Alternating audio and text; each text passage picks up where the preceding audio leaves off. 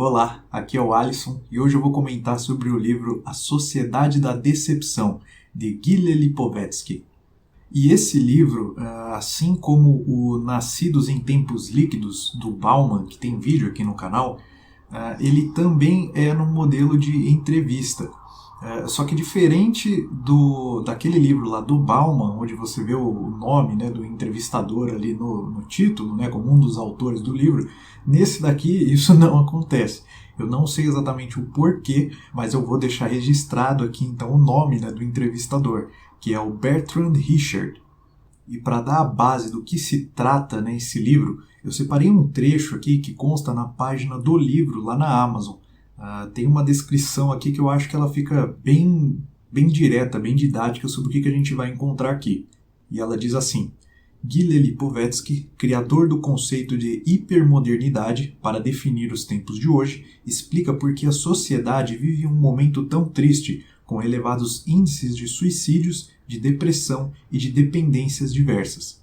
Segundo ele, o enfraquecimento da religião é um dos principais fatores da decepção atual. Sem fé, as pessoas não têm referenciais e ao primeiro choque caem num abismo de desamparo e frustrações, explica o autor. Essa era do consumismo modificou muito mais a vida da humanidade do que todas as correntes filosóficas do século XX reunidas, tanto para o bem quanto para o mal. Nunca fomos tão livres social e politicamente e tão submissos ao consumismo, por exemplo, analisa Lipovetsky. Bom, então, dada essa introdução, né, o que o autor ele vai analisar aqui nesse livro é principalmente então, essa questão da hipermodernidade. Então, se a gente for olhar para o contexto de modernidade, e isso daqui você pode até ver bastante relação, como que o Bauman coloca ali como, por exemplo, de modernidade líquida, né? A diferença é que o Lipovetsky ele vai ver pela perspectiva de que isso é então a modernidade nessa questão do consumo, essa relação então que nós temos, por exemplo, com o consumo, os relacionamentos, as amizades, o mercado de trabalho, o bem-estar, os prazeres, né, a busca pelos prazeres e também a relação ali, o estado em que as religiões estão hoje em dia. Então, todas essas questões, né, a forma como a gente tende a lidar com todas essas questões, ele entende que está englobado na modernidade. E a hipermodernidade, então, vem de quando cada um desses aspectos eles estão inflados praticamente no seu máximo, né? Então, a gente está falando da questão do consumismo inflado no seu máximo, a questão da busca, né, pelos prazeres, dessa espécie de hedonismo, né? E também inflado no seu máximo. E como todas essas supostas liberdades que a gente tem hoje em dia, né, que a gente acha ter hoje em dia, na verdade não nos deixa mais livres. Na verdade isso só nos decepciona ainda mais. E é através então dessas análises que o autor ele vai pontuar todos os paradoxos que ele enxerga na nossa sociedade. Até para dar um exemplo, né, sobre isso, tem um trecho aqui que eu separei, que é quando ele comenta sobre a inclusão, né, de como a gente ajudou muita gente a tirar muita gente da miséria, da pobreza e etc. Então, melhorou, de certa forma, né, a vida para essas pessoas. Porém, a forma como o mundo funciona hoje, então, atrelado, né, a esse modelo de consumismo, de ambição, faz com que essas pessoas não estejam, de fato, incluídas, né, na sociedade. Elas podem ter melhorado um pouco de vida, mas elas não foram, de fato, incluídas como todas as outras. Então você ainda tem uma certa forma ali de segregação, né, digamos assim. O trecho diz assim: a civilização do bem-estar de massa levou ao desaparecimento da miséria absoluta, mas acrescentou ao estigma da miséria interior a sensação de subsistência para aqueles que não participam da festa consumista prometida a todos. E tem um momento que o autor ele até cita o Tocqueville quando ele comenta sobre a disponibilidade de bens, né, de bens materiais, de produtos. E como na época tinha-se, né, a ideia de que uma maior quantidade de produtos, então uma maior disponibilidade de produtos, iria melhorar então a satisfação das pessoas, né? Só que o que eles notaram é que isso gerou exatamente o contrário, o que aumentou, na verdade, foi a insatisfação, porque isso, de certa forma, ajudou a ampliar uma espécie de culto pela ambição em relação às pessoas. Em um outro momento ele cita o Durkheim, por exemplo, quando ele vai falar que no passado as pessoas elas tinham sonhos, elas ansiavam por coisas mais próximas da realidade delas, né?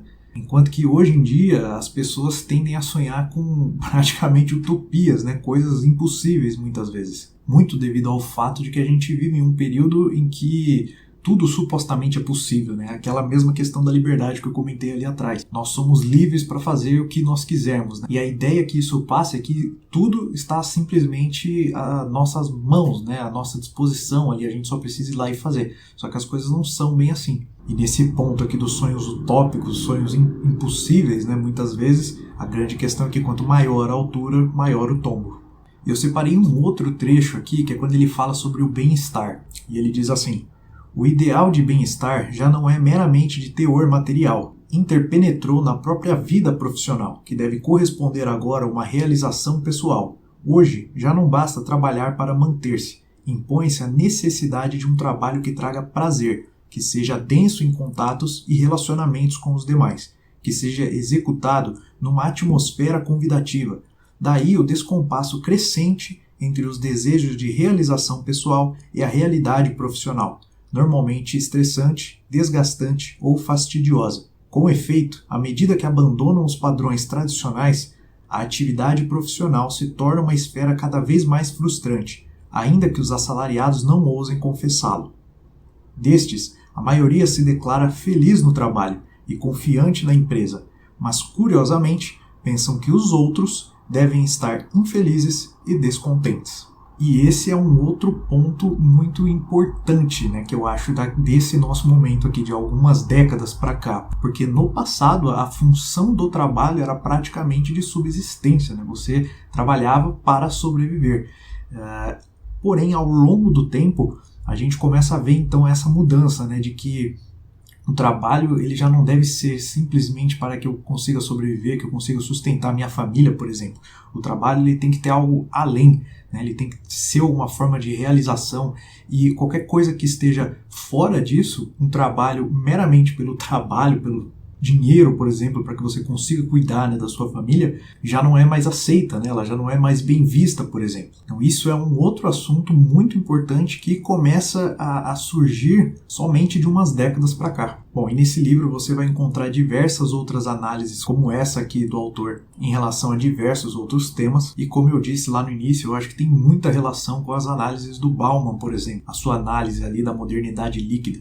E eu acho até importante dizer que, para mim, ler aqui esse autor, por muitas vezes eu percebo que eu tenho que parar, de certa forma, e desassociar essa questão, né? Porque conforme eu vou lendo, como a maioria dessas coisas eu já ouvi em algum momento, já li, ou já vi algum vídeo, por exemplo, do Bauman, tratando sobre esses assuntos, esse tipo de assunto me remete automaticamente para as coisas que eu vi, né, que eu consumi ali do Bauman.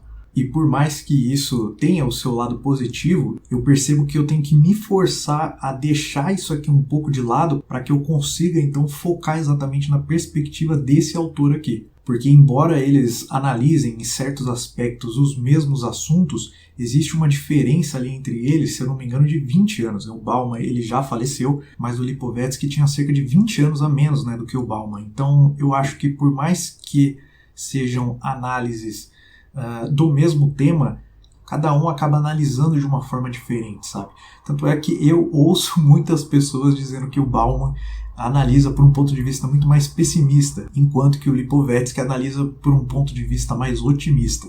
E até sobre isso, já fechando aqui então o vídeo, né, no final do livro ele vai fazer uma descrição bem sucinta do que ele enxerga como uma democracia pós-consumista, que é uma visão otimista ali bem interessante, que eu não vou comentar aqui nesse vídeo para deixar você então interessado em ir atrás desse livro. Mas só para pontuar então esse lado otimista dele, né, eu separei mais um trecho onde que dá para a gente perceber um pouco disso. Em suma, por mais numerosos que sejam os motivos para insatisfação e decepção, serão igualmente numerosas as oportunidades de nos desvencilharmos. A sociedade contemporânea é uma sociedade de desorganização psicológica, que se reflete no processo de revigoramento subjetivo permanente, mediante uma pluralidade de propostas que permitem reviver a esperança da felicidade. Quanto mais frustrante é a sociedade, mais ela promove as condições necessárias para uma reoxigenação da vida.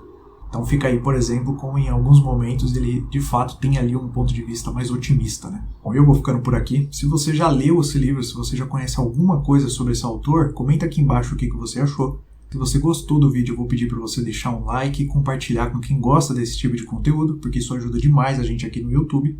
E a gente se vê então no próximo vídeo aqui no canal. Até lá!